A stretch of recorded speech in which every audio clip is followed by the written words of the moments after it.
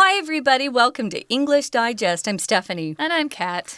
Kat's filling in for our Tom. We're so happy to have you again. Yay! I'm so glad to be here. Yeah, Tom had an important family obligation. His daughter was graduating, so we support congratulations. That. Isn't that awesome. Wonderful? Yeah. She's beautiful. Aww. She's a really cute kid. Anyway, so Kat's here, and we're so happy you're here. Thank you. We're talking about kind of a fun thing. Entertainment. I know that our unit topic says trend. You know, if something's a trend, it's something that's popular, right? That people are getting into. I kind of feel like this has been a trend for a very long time. Me too. Yeah. Yeah, this goes way back. We actually even talked about disaster movies having a golden era, which means when they were probably at their peak of popularity. Yeah. That was in the 1970s, before you guys were born, I'm sure. I would have been born about 15 years later, something like that. Well, my parents would tune into this stuff because, it's kind of fun. They were usually silly movies, but they were famous people. Sometimes very campy. I think campy, yeah. One of my favorite, like camp is like, it's in bad taste, but you love it because of that. Yeah, they know it's silly, but you're all laughing together. Yeah, so Snakes on a Plane. Oh, my goodness. Is one of my favorite disaster movies because it's so funny. It's stupid. Yeah. Or what's the one they call a Sharknado? Yeah, they had made 4 Sharknado movies, and they are all really silly. Oh, my gosh. If you guys have never seen Sharknado, it's on Netflix. It's a tornado picks up a bunch of sharks from the water, and they go around, they fly around, and they eat people. Yeah. It's kind of a disaster/comedy. Yeah. It's really fun. So we're going to continue talking about why people actually go and see these disaster films because they're quite popular. Right. If they're done well, they also make a lot of money. That's true. Yeah, let's get started. We're going to read through today's unit, day 2, and then we'll be back to talk about it.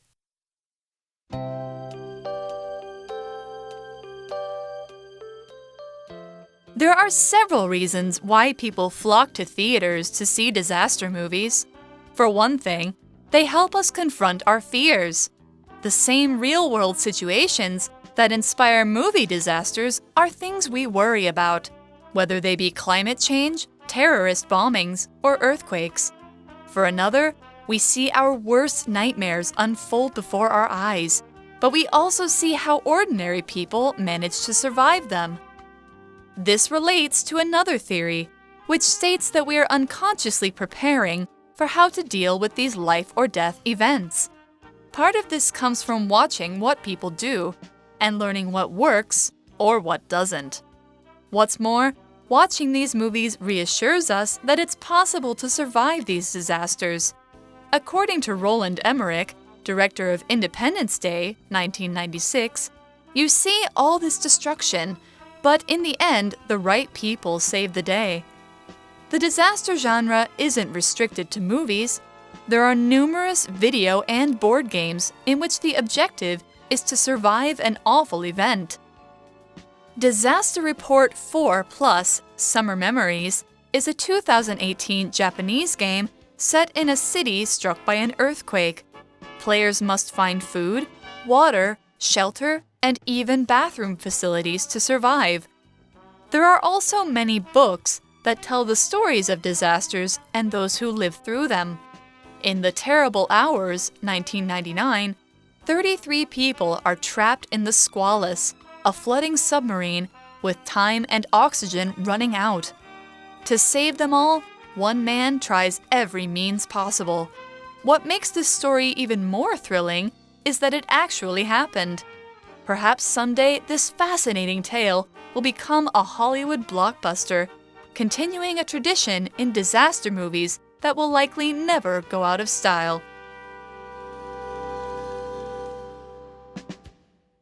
Okay, so we're starting off with day 2 today, and we're talking about why disaster movies are so popular. Yeah. So I guess there's a few different reasons why people flock to theaters, which means basically they go into the theaters in huge groups. Like they're always filled up, they're always sold out to see these disaster movies. Like Yeah. Yeah, there's a lot of different reasons.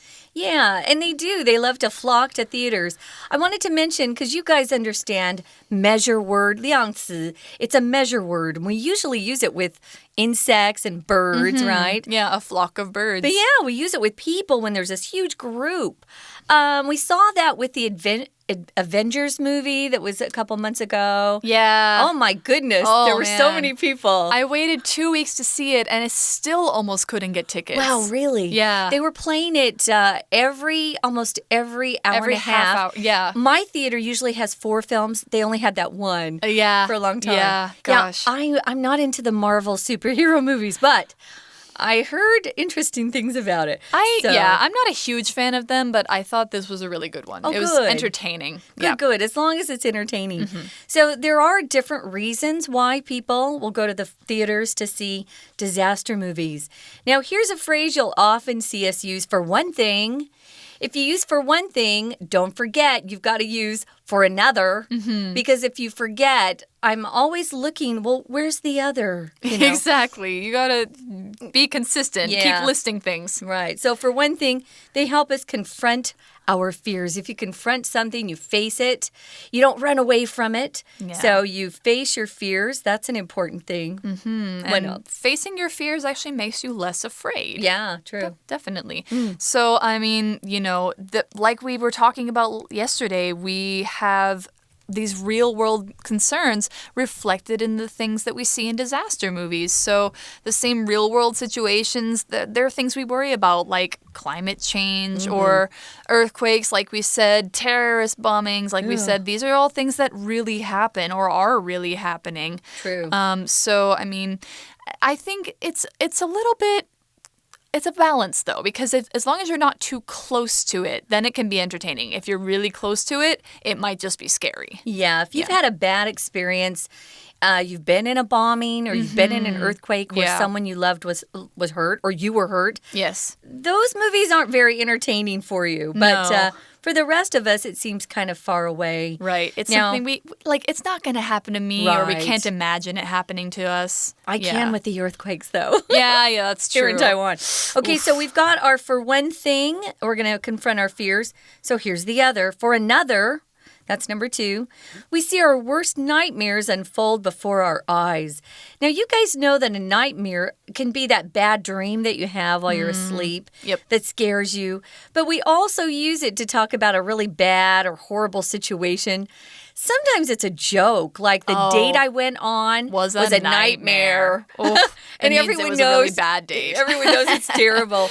Yeah, Gosh. so here you're describing something that would be a horrible situation and not something that you dreamed of while you're asleep. No. If it unfolds before your eyes, it just means it happens in front of you or it happens in a sequential manner. This happens first and then something else happens. Right, like you kind of see how it's going to become this bigger picture by seeing each piece of it put together. Right. Yeah. But we also were able to see how ordinary people, these characters in the movie, how they managed to survive them. Of course, if you're watching a disaster movie, you need to plan on several of the characters kicking the bucket, as Tom says, or dying.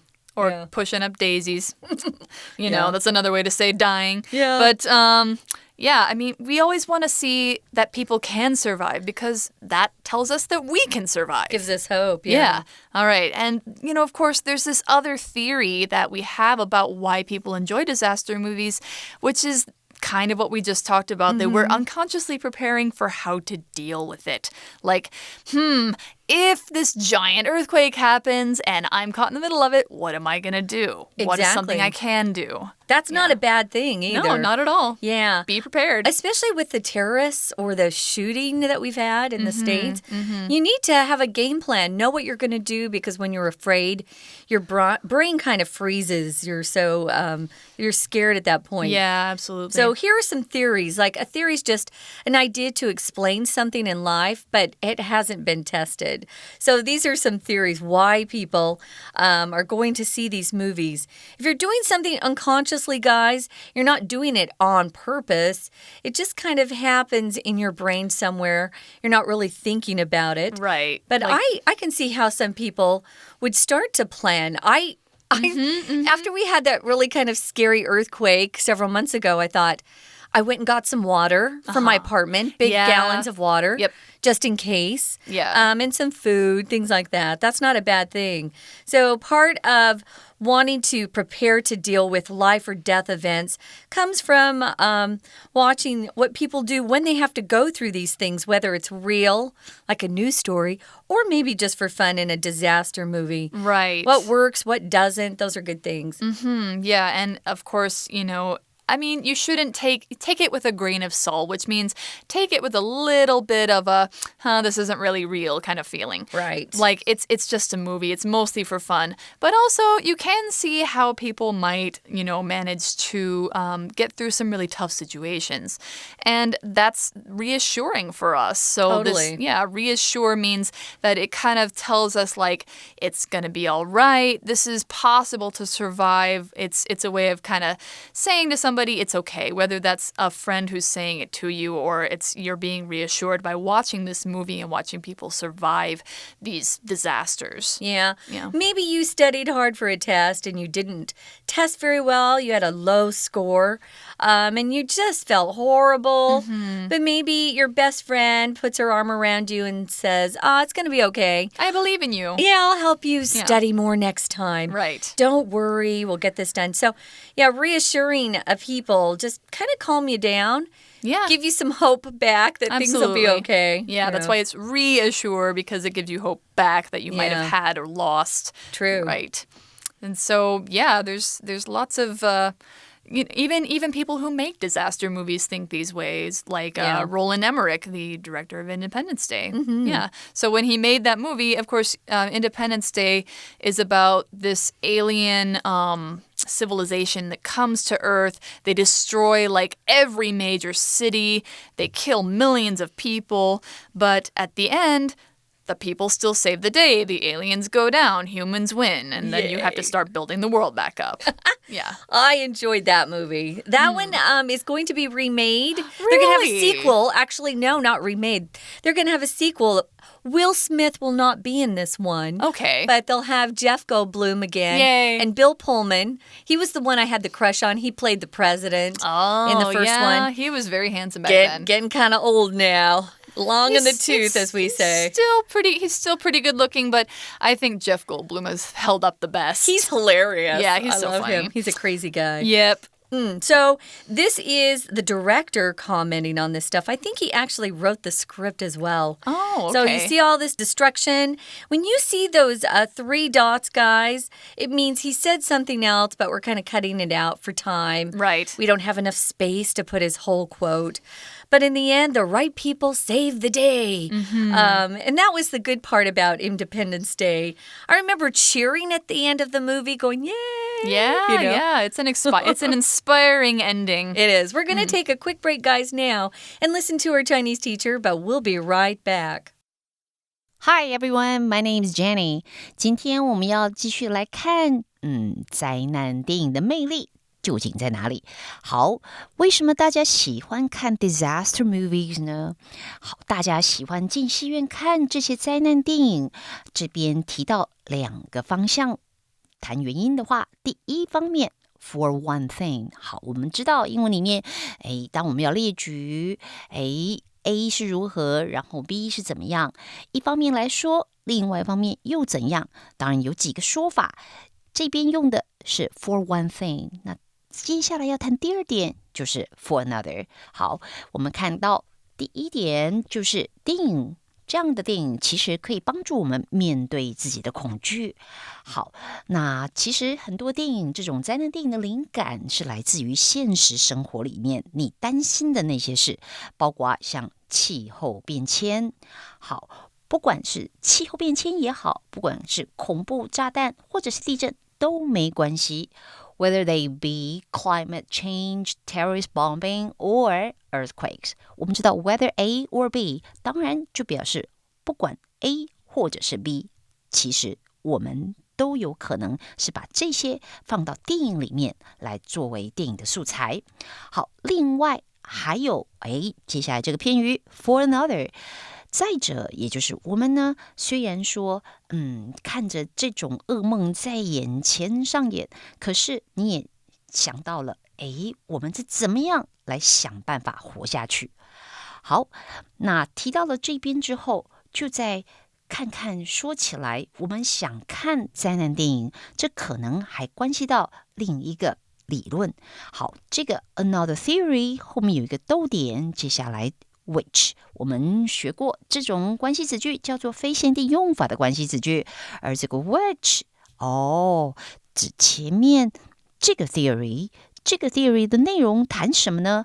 它是说我们呢一直都是在为这些事情生死攸关的这些问题做准备，其实不知不觉间我们一直都在做，所以它用到 unconsciously， 其实你是没有想到你在做，可是其实我们真的就是为这些来做准备的。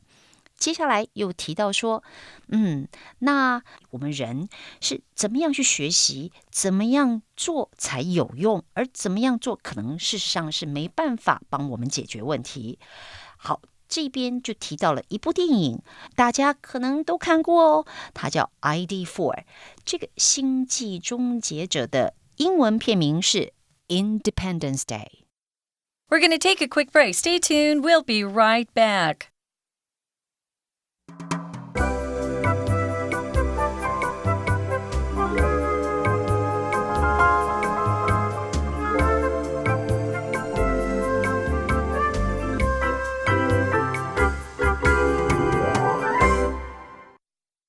Welcome back, guys. We're talking about the tragic appeal of disaster movies. I'm here with Kat today. Hello. Yes, we're talking about why people might actually like to go to the theater to see this type of movie or this genre. And we talked about how sometimes just going and seeing these disaster movies can actually help us prepare subconsciously or unconsciously for when we might have to deal with these real life or death situations ourselves. Hopefully you don't have to. Yeah, hopefully not. But in case you do, and that's why these disaster movies will often reflect things that are actually happening now or that are real concerns in the world. Of course, that makes people want to go see them more too, because if it's about a disaster that you just can't relate to, then it's not going to be very popular. Although we have had our share of alien invasion movies. That's true. Although I think maybe we can kind of relate those to humans we don't like or something maybe, like that. I don't know, but it's hilarious. Yeah. So you can go and see what these people who are supposed to be just ordinary people, how they react. And think about what you would do if you were in their shoes. Yeah, exactly. But apparently, there's more than just movies, of course. There's lots and lots of literature on disaster as well, and even games. It's a really good subject for a game because you can play through it yourself and see how you could survive. How you react. Do you play any video games yourself? I do. Yeah, I do. Oh. And I think I have played a few disaster ones or post-disaster ones where the world has ended and you're kind of living in the world after the world ends. The rubble. Exactly. That's left. Yep. So you're rebuilding. Okay, so when we say that the genre isn't restricted to movies, what we're saying is it's not limited to that. If you restrict something, it's when you put limits on something. For example, in America, we have different ratings on our films. Your ratings are a little different than ours. But they're a little bit similar. Yeah, so the R rating that we have in America restricts kids under 17 from going in and watching the film without their parents. Right. If they have a parent with them, they can go ahead and go on in, although I think you have to be... they don't really, they're not really too tough on making kids or enforcing this restriction. Because there's no IDs for being 17 years old, so they can't really check you. I guess your school driver's license. I don't know. So to restrict just means to control or limit the size of something or the range of something. For example, I could say that new law restricts the sale of alcohol to minors. Anyone who's a minor is, at least in the States, is under 18. Yeah. I think it's the same here. I think you can buy alcohol after you're 18 here. That's right. You can buy alcohol, you can buy cigarettes. I don't know, join the military. I'm not sure what age. Like they usually do their 2 years of service here. Or 1 year, I'm not sure. But anyhow, there are numerous video and board games. Yeah. So there are lots and lots of them. Numerous, of course, relates to the word number. Like if you have a number of something, it could mean it's a big number. So if you say something is numerous, it's just like saying a lot of them. Many. Many. You could even say scores of them. Yeah, Scores is a fun way to say that. Yeah. So, yeah, I mean, and your objective or your goal is to survive an awful event. So it's not you watching the characters in a movie, it's you doing it yourself. Yeah, maybe you have obstacles that you have to get around or through. An objective is often a word we use in business English to talk about some of the goals of a team. Your manager or the team leader will set different objectives for your team to accomplish. So you have to kind of work hard. Right. It's not something that just happens. Your objectives or goals needs a lot of work for you to accomplish them or to reach them. Yeah, it's like a long-term goal that you have a few steps that you need to take in order to get to it, right? Maybe you're taking a Chinese course, Kat, and I say, well, what's your objective in taking that course? And you might say, well I want to be a translator someday. Oh, that would be a very, very lofty objective. Very, That's very hard. high. Yeah. Very hard. Yeah, that would be very hard. I think I would take at least 5 years of very hard work. Yeah, I know. Right. But you have, for example, if you want an example of these games, you have this new one from just last year in 2018 called Disaster Report 4+. Probably it's the 4th or 5th game in a series from Disaster Report. Right. And it's set in a city struck by an earthquake. So, yeah, I mean, in Japan, they have a lot of earthquakes, of course. They do. But maybe this one was particularly bad.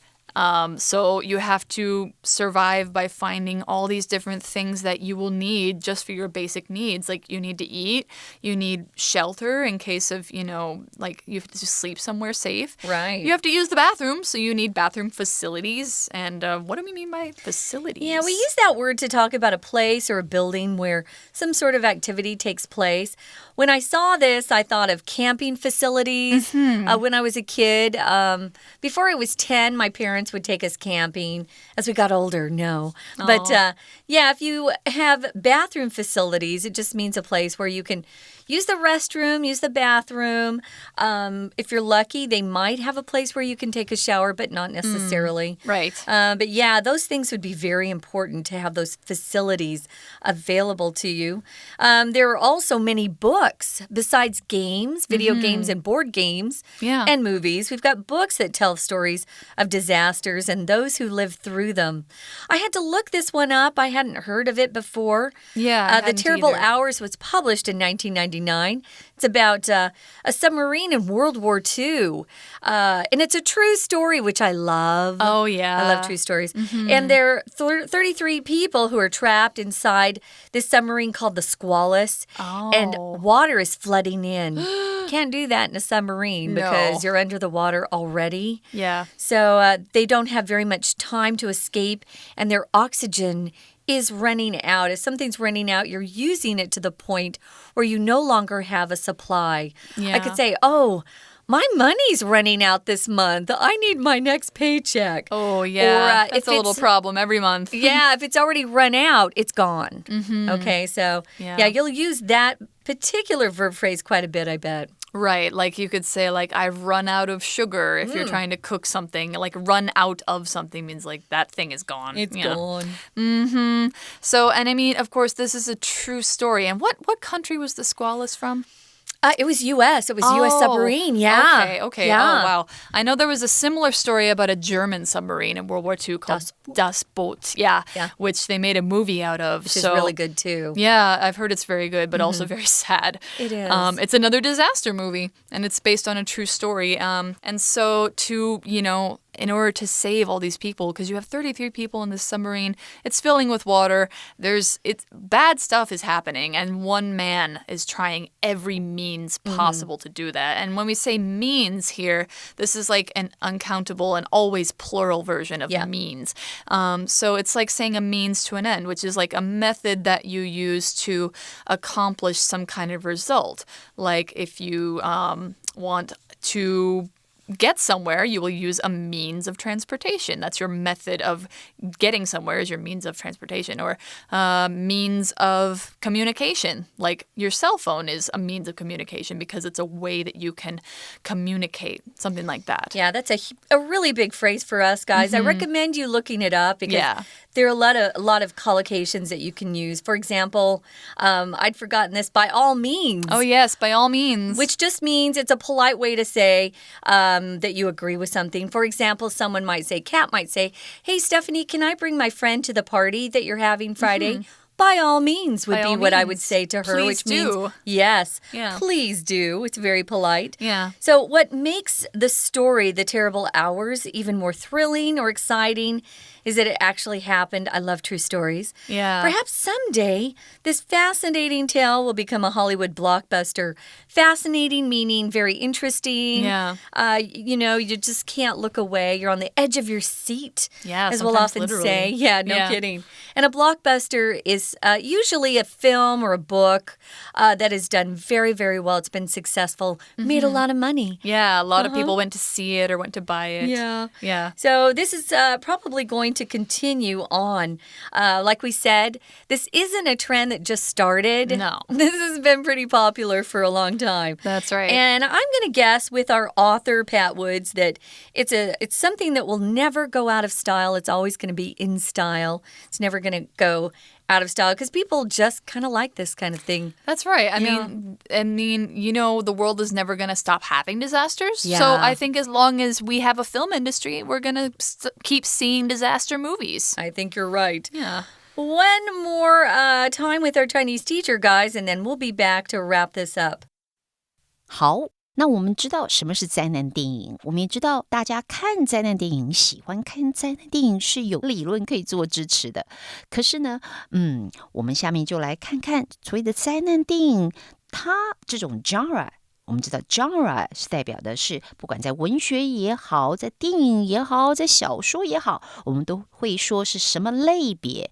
像 disaster genre 它就是一种灾难的类别，而这个类别其实不是只有在电影里面，还有呢，像我们的游戏、电玩、桌游，他们也会用 disaster 当主题，作为它的另外一种可以成立的类别。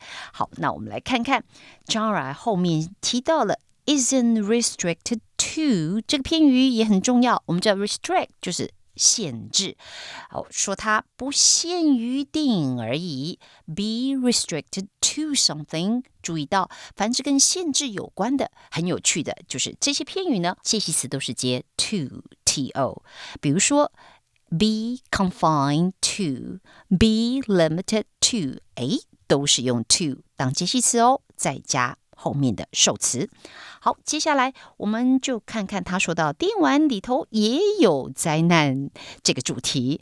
他下面举的这些例子，也许你玩过也知道，但是我们要看看下面就说到了，还有就是在书里面，其实也有很多的书本里头，他也会把这种灾难当作他的主题。这边又再举了一个书的例子，是1999年出品的这本The Terrible Hours。 那我们来看这边就介绍到这个书里面谈什么，重点就是这个书里面谈到有33个人，然后困在这个 submarine 这个潜水艇里面，而且呢，为了要救大家，有一个人他用了各种的办法，想办法把大家救出来。最重要的是，这个故事是真的，是根据真实的故事写出来的。好，所以这里 What makes the story even more thrilling is blah blah blah。 好，我们知道这个 what 的子句，它所引导出来的整个子句是当作这句的主词，这个是一个名词子句的结构。